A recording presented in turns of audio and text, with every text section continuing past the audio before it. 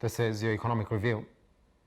Analysts in the country are now predicting that your power bill could jump up by 16% this year as power costing per unit continues to vary in the country.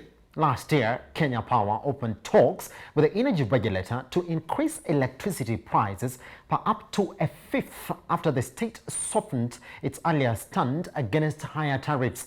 Now, the Energy Ministry is understood to have made a U-turn and is now in agreement that Kenya Power needs more cash to cover the cost of buying wholesale electricity from generators such as Ksh.1 and maintenance of the national grid.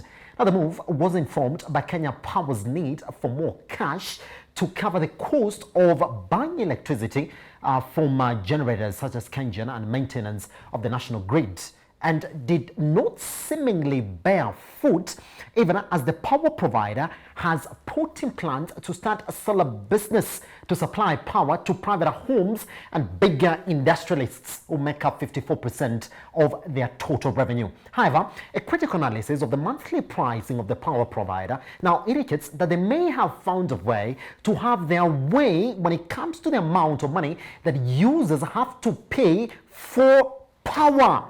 Well, this morning, let's invite Tim Kipchumba, who's financial analyst and an economic analyst as well, who's going to tell us exactly what has been their analysis of the pricing model that Kenya Power is running with right now. Tim, good morning, sir. Morning to you, Simba. How are you? Fine, thank you. All good. Can you break down that analysis for us, Tim, so we understand? Because what we do know is that the 20% increase has not been granted yet, but your analysis says what, Tim?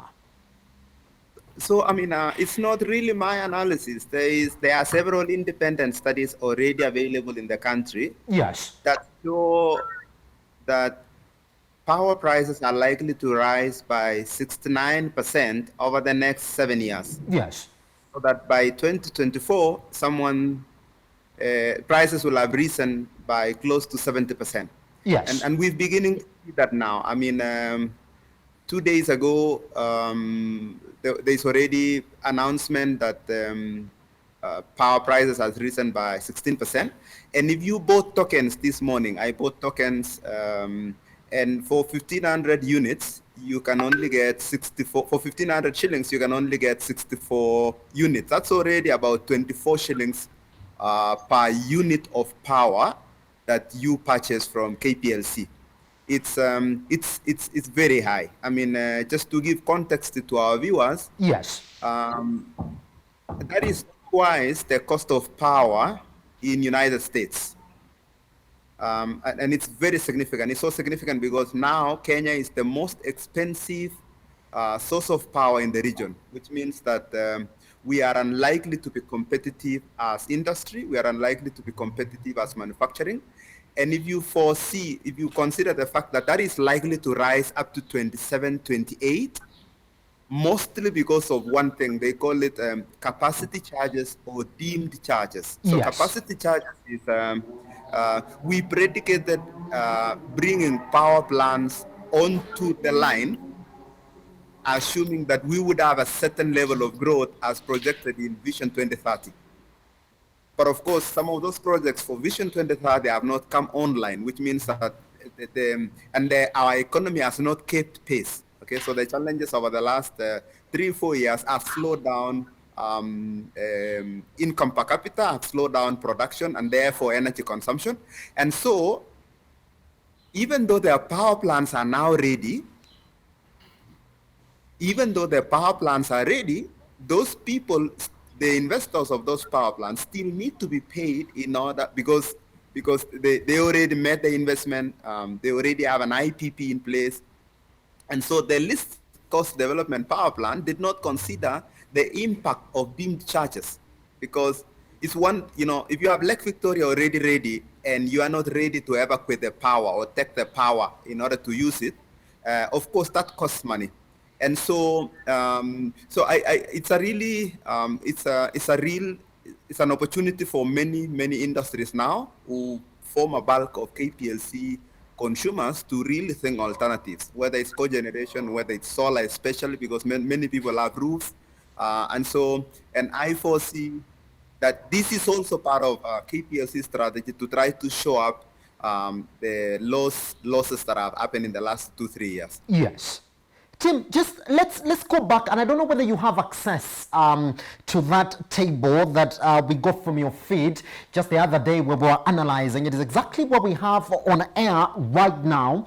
And I'll go back to what you have as September electricity bill extract. The first part is method of charge, and the second one is small commercial method, SCZ, all the way to that one that has a total figure of 347,705 shillings in the total monthly bill. Tim, do you have access to that? I can get access to that. So can you get access to that, Tim, so that we break it down so you can actually show us where your concern is coming from? It's actually on your feed, on your Twitter feed. I think you can actually get it this morning so we can have a look at it together. Perfect. Yes, all right. As the one that has a total bill of 347,705 shillings as the total monthly bill that was charged in the month of September for that specific business.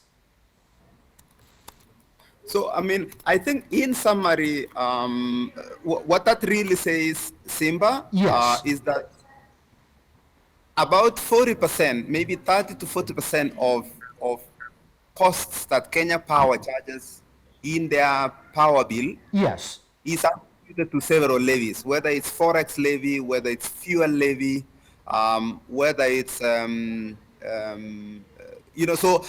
so there is a pass-through cost. To be fair to KPLC. Tim, let me go through it. Let me just go through it because I have it right now. I'm sorry to cut you short there. Now, this is exactly what we have. If you look at the billing concept that we have there, let's talk about the billing concept. So they're saying when you look at what they've taken out, forex exchange, it's gone. Inflation adjustment, it's gone. ERC levy, it's gone. REP levy, it's gone. Warma levy, it's gone. Total levies and adjustment. Out of somebody who spent 282, somebody who spent 233,391 and 60 cents as the total consumption. That is plain without any levy, team. If you put together all those levies up to VAT, then this person pays 347,705 as the total cost. Look at that difference from 391 to 347,705 as the total cost. Is that what the conversation point is, Tim? So that's part of the conversation.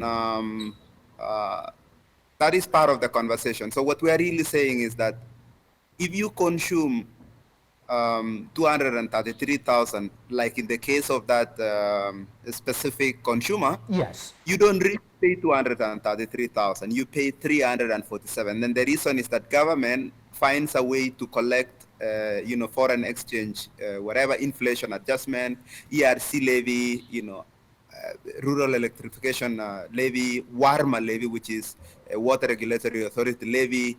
So so you end up with levies accounting to about 30% of your electricity bill. Yes. But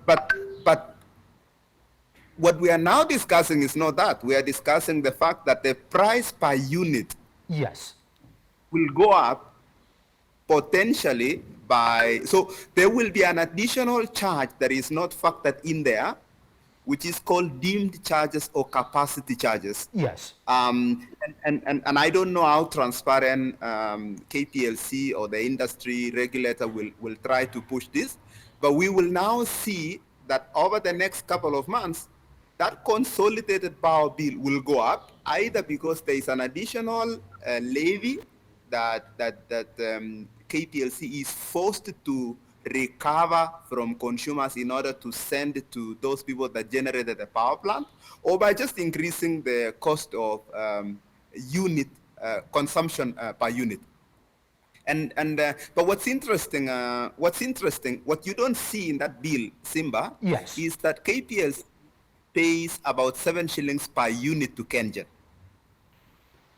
roughly, about 7 shillings per unit to Kenyan. But then they pay another 30% on top of that to, in these taxes and levies. So there is also a significant conversation about how come KPLC, how come costs to KPLC might be something like 8.5 shillings per unit, but they end up selling to consumers at 24 shillings per unit. You know, that's because one thing is the levies that KPLC is forced to charge, but the other one is the efficiency of KPLC. Because what you just see there is the levies, but then inside that cost of per unit cost of 233,000, that cost is already double what they get the power at from Kenja or from any other independent power producer. Yes. So so it's a conversation. Both government should government really be levying that much taxes to make the country decent competitive? Because right now Ethiopia is selling power to us. Ugandan power is more cheaper. Tanzanian power is more cheaper. And so our exports will become less competitive. Industry will become less competitive. We will likely lose more jobs just because of the cost of energy for the country. Yes. Tim, let's clear it like this because I know you want to rush somewhere this morning and you can just take 2 minutes now. So how do you therefore sort of synthesize the announcement from KPLC that they want to get into power because they say want to hold on to the 54% of the revenue that is coming from the bigger industrialists, while in the leading pack of those people want to move out of the power providers and national grids? Is it because that they have to charge for this levies? Because at the end of the day, therefore, then why are you getting into solar business? Is it that you are at a position now because you're producing more than can be bought and consumed in the country, which is why you're charging this much? Absolutely. I don't think, first to answer your question, I think KPLC has no choice but to consider solar. I don't think they have no choice. Yes. But the business case, I agree with you, the business case is because if they could find ways not to have to charge the heavy large consumers, which form a bulk of their customer base, Yes. those levies, because they are now doing solar, and so the business case is truly from those levies. If they can avoid those levies somehow, knowing our government, they will most likely tax solar, which God forbid. But if they could avoid those levies, power will be competitive. Power will go down by at least 30%. We already know that. Yes. But then those regulators, I mean, the government cannot afford not to charge those levies because those levies are, they are now in law. They have authorities that rely on those as sources of revenue. And so, yes, I agree with you that what KPLC is trying to do is that they already see what is happening to utility companies like in South Africa, ESCOM, where they ignored solar for a while, and the country is done exceedingly well in adopting solar. I mean, South Africa now, last year did 100 megawatt of solar. It's a lot of solar. It's more solar than we have done, except last year. That we basically it's half the solar that we have ever done in the country. Let's put it that way. But they've done more than 1.5 gigawatt of solar. It's a lot of solar. Yes. And what that means is that KPLC already recognizes anyone with a roof, anyone with a power bill like the one you just saw, can already see that they can save as much as 10 shillings per unit for the people that are, paying right now 23, 24 shillings. For the people that are paying 15 shillings, which is mostly industries and commerce and whatever, they will probably save another 5 shillings per unit. It's significant money because Yes. the average consolidated price per unit in Kenya today is about 15 shillings for the large consumers. So if you can save even 3 shillings or 4 shillings, it's significant money. And so, yes, I give them credit. They are thinking in the right direction. But I just hope that the regulation will not then, force taxation on solar, because we would be one of the few countries around the world that will be taxing solar. Pretty much. Tim Kipchumba, investment analyst, thank you very much for taking your time this morning to speak to us here at Metropole Television. We wish you a good day, sir. All right, let's cross over to the next issue that we have for you this morning. And at this point, I'm going to introduce Gabriel Mwendwa, who is an investment associate of Horizon Africa Capital, and Chacha Vichang, personal finance coach and economic analyst. Now, the new financial year 2021-2022 will see government debt repayment of public debt cross the 1 trillion mark from July, further underlying what has been a struggle by the Treasury Office to bring down public expenditure.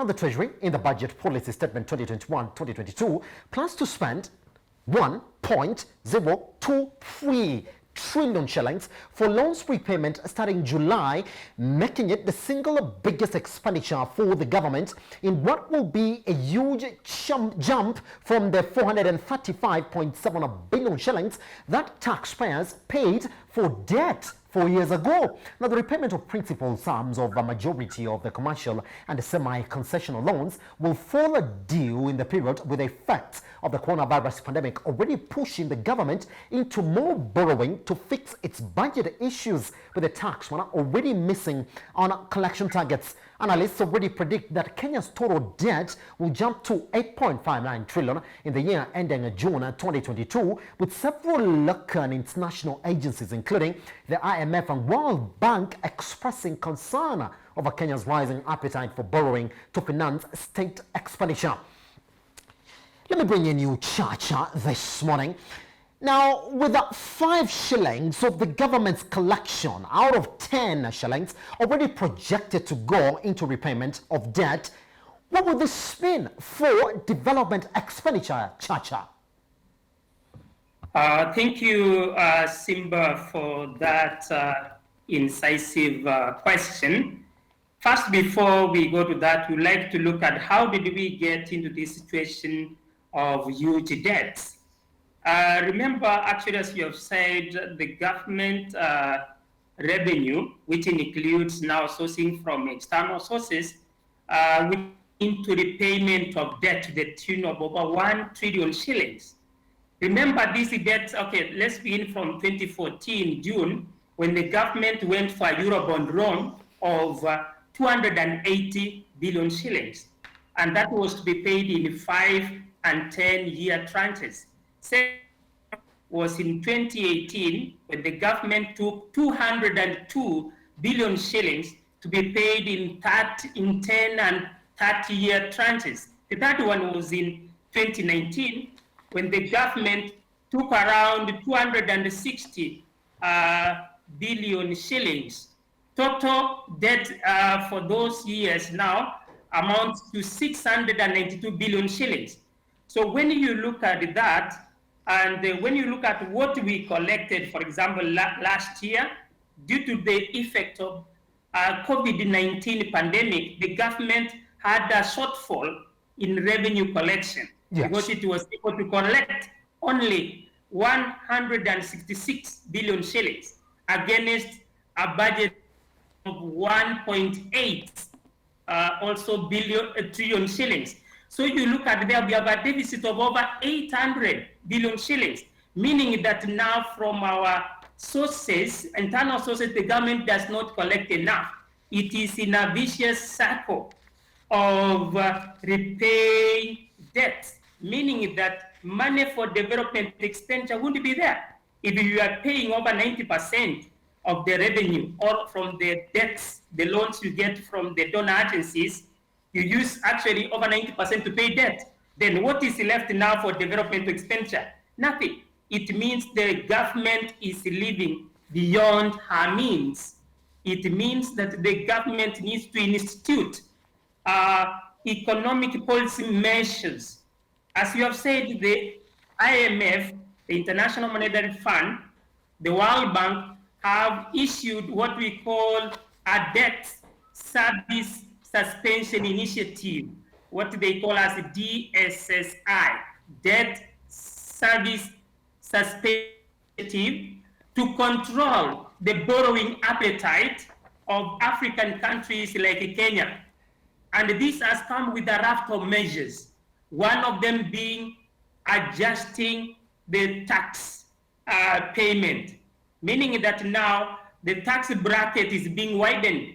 By the way, the IMF representatives who are here in December last year, they already have appreciated that now the government has widened the tax bracket from now 4 bands to 3 bands. Now Kenyans are paying more in terms of taxes. What does that mean for the economy?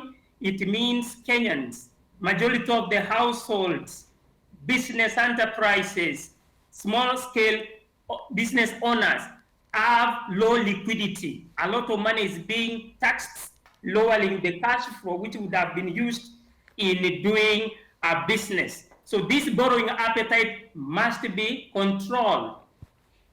Thank you. Pretty much. All right, let me bring in Gabriel Mwendwa, Investment Associate, Horizon Africa Capital. Gabriel, I mean, wow. The conversation from the Treasury Office is that while our debt levels are sustainable, now Kenya has already negotiated for debt relief on a lot of facilities that the country was repaying into the COVID-19 era, some of which became active during the period under review.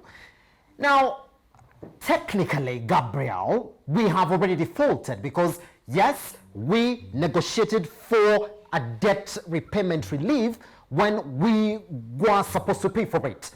Well, are we likely, therefore, Gabriel, owing to the fact that now our debt repayment for the very first time has crossed the 1 trillion mark, are we likely to see the country default on some of its repayments in the financial year 2021-2022, owing to the fact that we are also talking about how we are uncertain about how the economy is going to perform again in 2021 and 2022?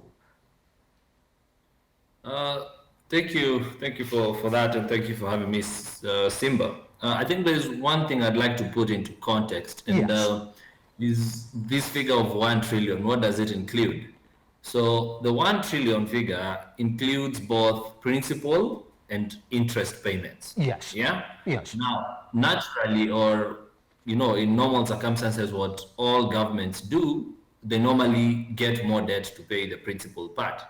So what I'm saying is that the government of Kenya will actually not be paying out 1 trillion shillings, because assuming 400 billion is interest, 600 billion is principal, what will happen is that they have to pay the 400 billion from our tax collections. Yes. But the 600 billion, they can go to the same person who they are paying and ask for a fresh loan. So that's really what, how the government has managed to do this over time.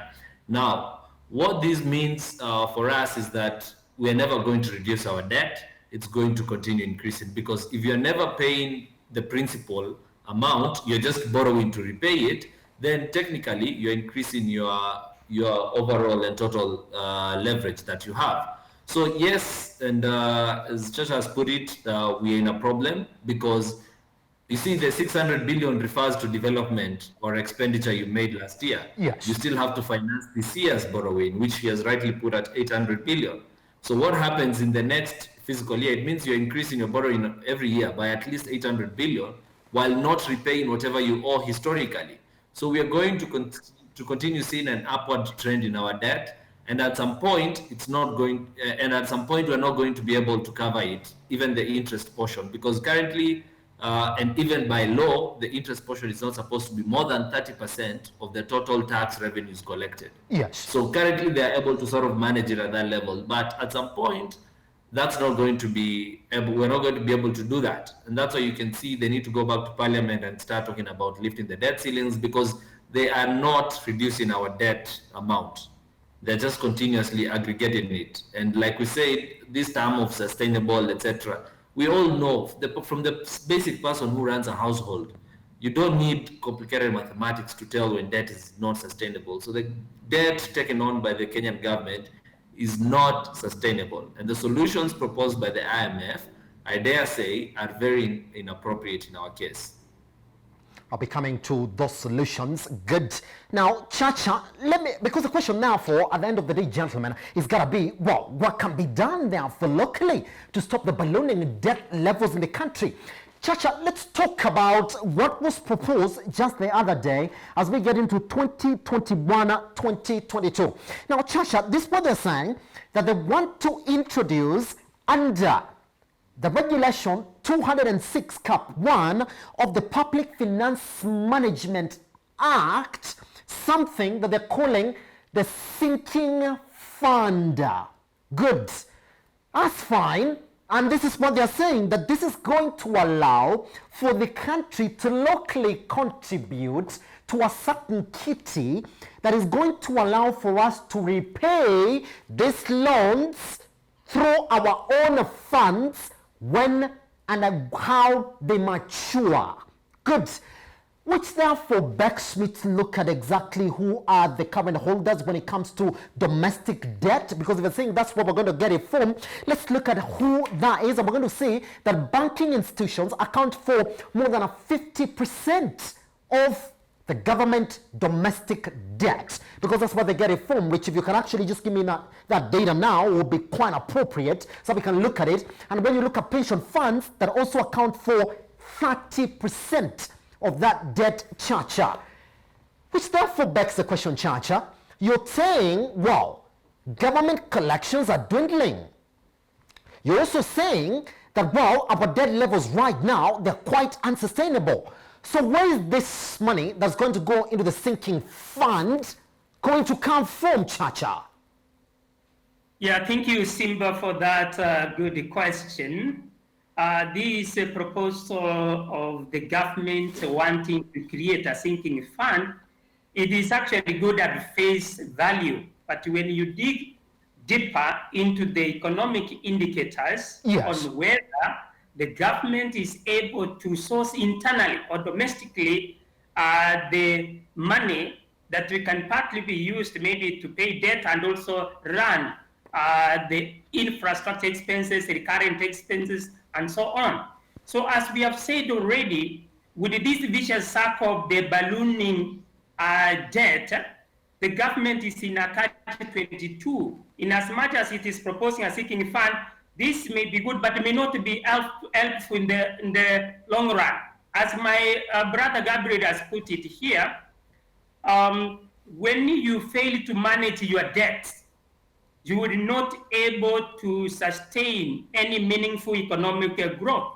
Because we are talking of vicious debt here, whereby the secretary was reported recently saying that the government has no problem with repaying debt. Why? Because they are going for what we call a rollover strategy. A rollover strategy is an agreement that the government enters with the lender,